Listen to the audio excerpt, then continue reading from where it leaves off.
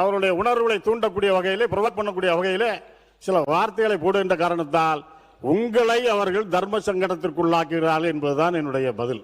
அவரு காங்கிரஸ்ல இருந்து அதிமுக 6 ஆண்டு காலம் ராஜ்யசபா எம்பியாக இருந்து தேமுதிகவுக்கு போய்விட்டு இப்பொழுது திமுகவில் இருந்து இருந்து கொண்டு இப்பொழுது பேசிக் கொண்டிருக்கிறார். ஆக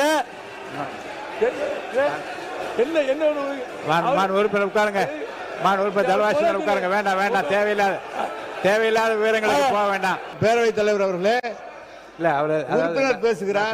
சொல்லிட்டேன். உறுப்பினர் பேசும்போது சம்பந்தப்பட்ட அமைச்சர்களோ அவை முன்னவரோ பேசலாம். இவருக்கு நீங்க தேவையில்லாம் ஒரே கிளாரிபிகேஷன் நினைச்சேன். இல்ல நான் வந்து அந்த கிளாரிபிகேஷன் பாயிண்ட் ஆஃப் ஆர்டர் நினைச்சேன். இது கிளாரிபிகேஷன் இல்ல, பாயிண்ட் ஆஃப் ஆர்டர் இல்ல. போதும்.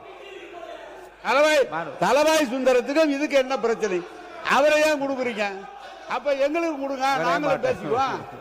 மாண்புமிகு பேரவைத் தலைவர்களே, பொதுவாக மற்றவர்கள் பேசும்போதுதான் எங்களுடைய உறுப்பினர் அண்ணன் ஆசிரியர் அவர்கள் குறுக்கிட்டு பேசுவார்.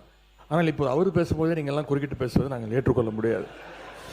அது தவிர நம்முடைய முன்னாள் அமைச்சர் மூத்த உறுப்பினர் அண்ணன் திரு தலவாய் சுந்தரம் அவர்கள் குறிப்பிடும்போது பல வரலாறுகள்லாம் குறிப்பிட்டு இவர் அங்கே இருக்க அதெல்லாம் நீங்கள் அனுமதிக்க கூடாது, இதை நீங்கள் என்கரேஜ் செய்யக்கூடாது.